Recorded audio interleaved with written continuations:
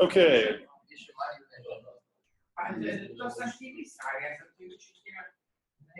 All right. Here's a really interesting passage. Notice what he says here. This comes off of him saying we suffer with Christ, we're heirs with Christ because we suffer with Christ.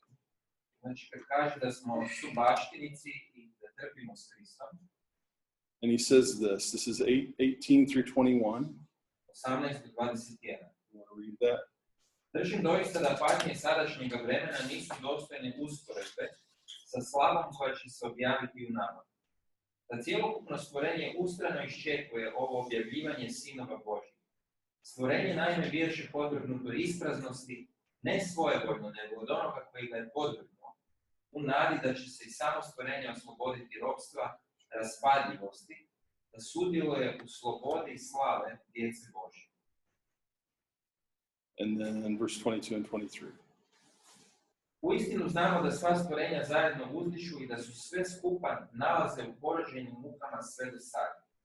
No ne samo ona, već i mi koji imamo prve plodove duha, sami u sebi uzdišemo, ustrajno iščekujući posinjenje, otkupljenje našega tijela. Nadam smo na ime spašeni.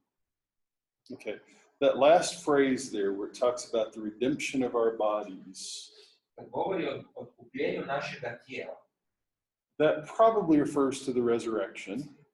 to se vjerojatno odnosi na uskrsnuće tijela. First century Jews believed in a physical, bodily resurrection. Židovi prvog stoljeća su vjerovali u fizičko tjelesno uskrsnuće. The idea that our souls would go to heaven but our bodies would rot is not a Christian idea. I ideja da će duša ići u nebo, a da će tijelo propasti, nije kršćanska ideja. Until the 4th, 5th century, really.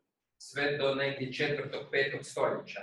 And it has much more to do with Plato than it does to do with the New Testament. I više dolazi od Platona nego od Novog Zavjeta. Because Plato was such an influential philosopher. A Platon je bio vrlo utjecajan filozof. And Plato taught that the physical body was evil, so only your mind or only your spirit was good.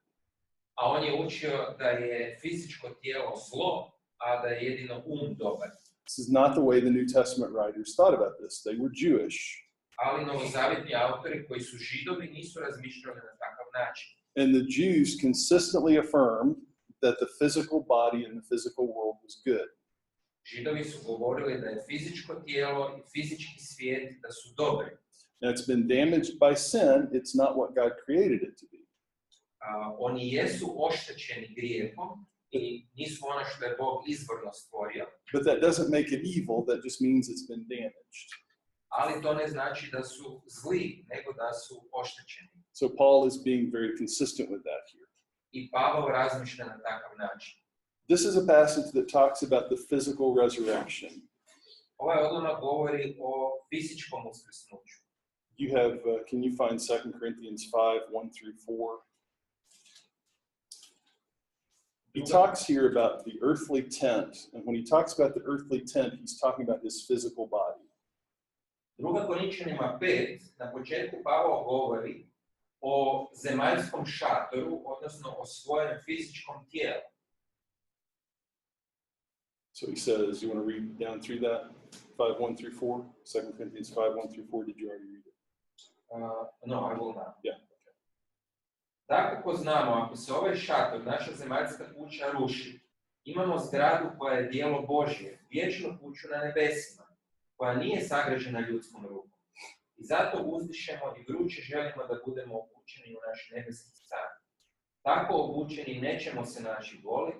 Uistinu mi koji živimo u ovom šatoru uzdišemo u tegobi što se ne želimo svući, nego na ovo obući drugo, da tako život proguta ono što je smrt. Okay, so you have language here about the earthly dwelling. Dakle, ovdje se govori o zemaljskom šatoru i prebivalištu. You have language about the eternal dwelling. I o vječnom prebivalištu.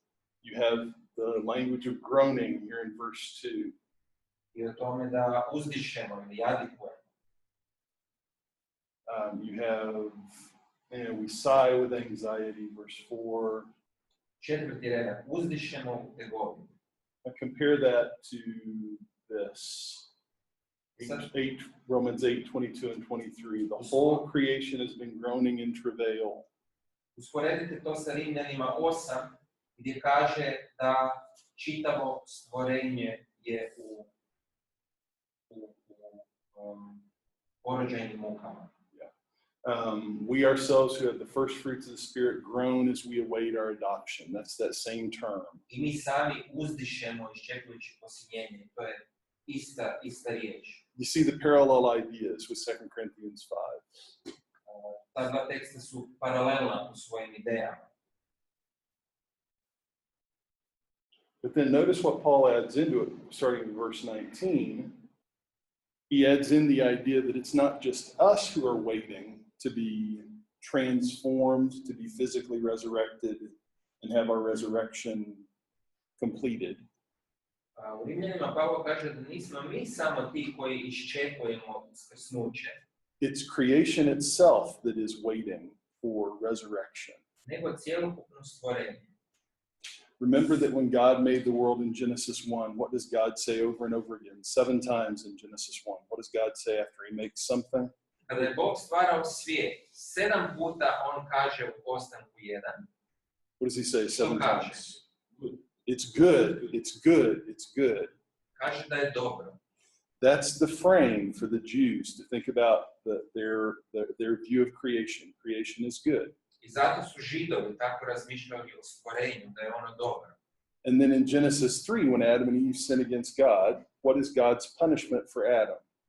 Postanku 3, kada je Adam sagriješio, kakva je Božja kazna za njega? What does he say to Adam? I mean, he says, yes, you're going to die, and yes, you can't stay in the garden any longer.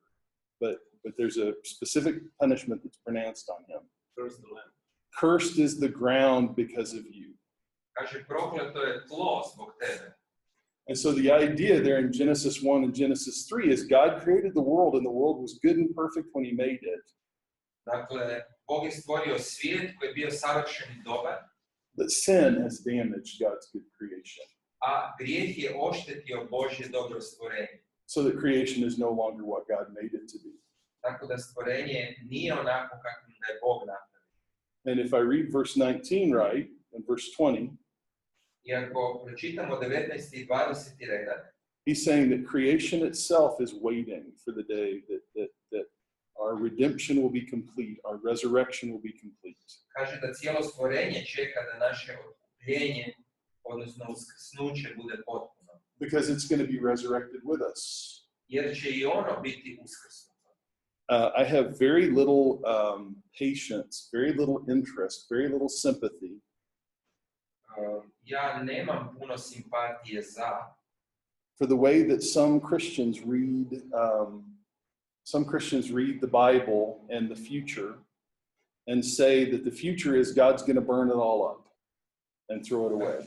Prema tome kako neki kršćani čitaju Bibliju da će Bog u budućnosti sve ovo spaliti. The passage, for example, and there's 1 or 2 passages, but the passage in 2 Peter where it says that the elements will be burned up. Na primjer, u 2. Petrovoj gdje kaže da će se počela rastopiti. The word elements is talking about the governments and the structures that structure the world. Ta riječ se u stvari odnosi na strukture svijeta i na vladare svijeta. The political structures that structure the world. Na političke strukture koje upravljaju svijetom. Not the physical world itself. A ne na fizički svijet. And when you get into the book of Revelation, what do you see? Do you see the world being burned up in the book of Revelation? I u knjizi Otkrivenja, da li vidimo da je svijet biva spaljen? Look again at Revelation chapter 20 and 21. U Otkrivenju 21 i 22. What you see in Revelation 20 and 21 is not God burning up the world and throwing it away and replacing it with something else. Bog ne spaljuje svijet i ne radi novi svijet. And you don't see God sending us, we've been good here on earth, so God is sending us away to heaven. Niti nas Bog šalje negdje na nebo. What happens in the end is the heavenly Jerusalem, the heavenly world comes down to the current world, and the current world is transformed. Nego se nebeski Jeruzalem spušta na ovaj svijet i ovaj svijet biva preobličen. The world that we live in now is redeemed and saved. Svijet u kojem sada živimo biva otkupljen, spašen. Not just people, but creation itself. Ne samo ljudi koji su spašeni, nego i cijelo stvorenje. And the beautiful, wonderful world that God has created for us to enjoy and use responsibly. I onaj predivan svijet koji je Bog na početku stvorio da uživamo u njemu, da se brinemo za njega. God never crumbles it up and throws it away.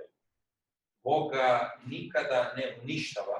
Instead, God saves it from the stain, the presence, the effects of our sin.